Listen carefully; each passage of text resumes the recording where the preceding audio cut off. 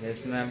Alright, तो हम लोग आज वर्क कर रहे हैं अनसीन पैसेज पे। हम सबको पता चल गया उसकी इंपॉर्टेंस क्या होती है।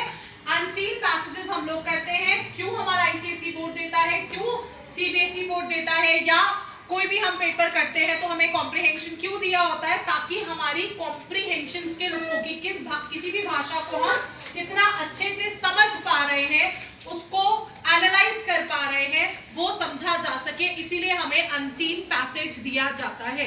Is this clear to everyone? Sure?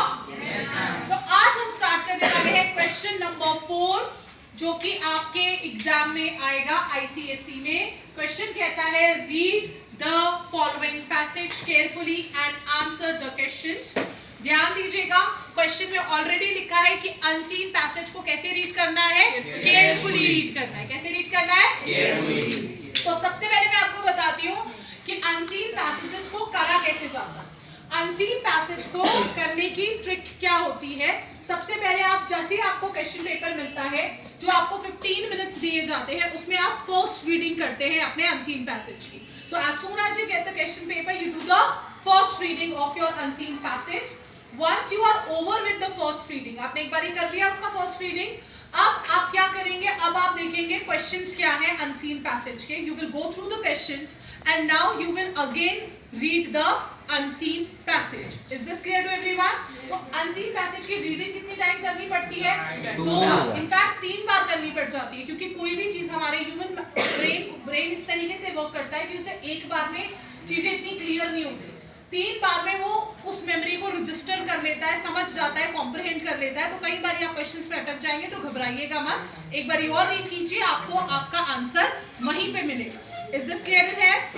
Next thing जो हम लोगों को याद रखनी है अनसीन पैसेज करते हुए, एक कॉमन गलती जो ज्यादातर बच्चे करते हैं अनसीन पैसेज करते हुए, वो ये करते हैं कि क्वेश्चन में दे रखे होते हैं कि आंसर द फॉलोइंग क्वेश्चन, ठीक है। तो जो भी क्वेश्चन होगा और उसमें लिखा होगा answer the following question in your own words. क्या लिखा होगा? Answer the following question in your own words. Question दिया होगा ओन वर्ड्स, लेकिन फिर भी बच्चे क्या करेंगे, वहीं से ना पैराग्राफ से मार्क करेंगे, ब्रैकेट में डालेंगे और वही उठा के लिख देंगे। करते हैं कि नहीं करते हैं ऐसे बच्चे? कितने बच्चे करते हैं ऐसा? करते हैं ना। लेकिन क्वेश्चन क्या कह रहा है, right the answer in your own words, क्योंकि हम आपकी एनालिटिकल पावर को देखना चाहते हैं कि आप चीजों को कितना अच्छे से समझ पा रहे हैं।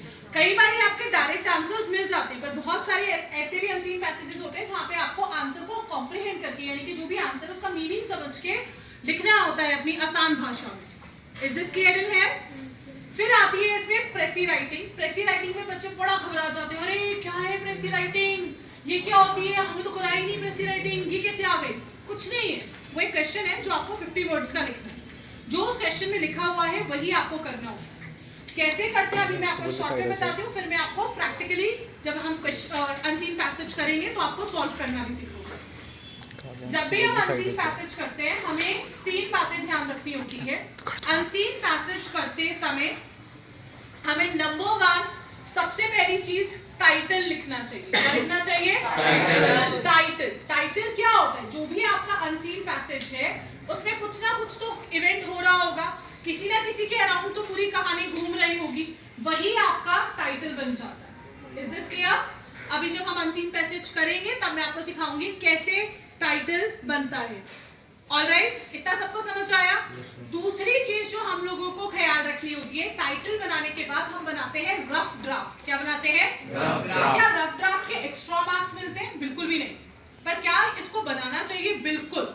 उसकी 2 हेल्प मिलती है। एक तो आपकी इमेज एग्जामिनर की नजरों में बढ़िया हो जाती है कि अरे ये तो बच्चा बड़ा पढ़ा लिखा है, इसे तो स्टेप्स पता है कि कैसे प्रेसी को करा जाता है।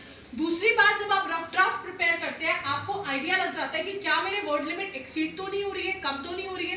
तो जब आप रफ ड्राफ्ट लिख लेते हैं, जिसको आप पेंसिल से लिखेंगे, उसी में आप करेक्शंस करते हैं कि ये 3 वर्ड्स हैं, इनको हटा के मैं शायद एक ही वर्ड करूंगा अगर मेरे 3 वर्ड्स एक्स्ट्रा हो रहे हैं, कहाँ पे मैं एब्रिविएशन को यूज करके एक वर्ड कम कर सकता हूँ या फिर ज्यादा कर सकता हूँ। इसलिए हम सबसे पहले क्या प्रिपेयर करते हैं?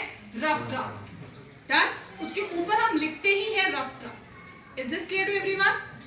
नेक्स्ट हम लोग क्या करते हैं, once the rough draft is over, फिर हम लोग ब्लॉक्स बनाते हैं। क्या बनाते हैं? ब्लॉक्स। और जो हम ब्लॉक्स बनाएंगे, जो हम मैट्रिक्स बनाएंगे, according to the council it should be 10 in it should be 10 into 5 that is 5 columns होंगे और 10 रोज होंगी। आप सोचेंगे कि मैं 12 रोज बना दूंगा, 30 मतलब 20 रोज बना दूंगा, मैं सीधा 50 रोज ही बना दूंगा, ऐसे नहीं चलेगा।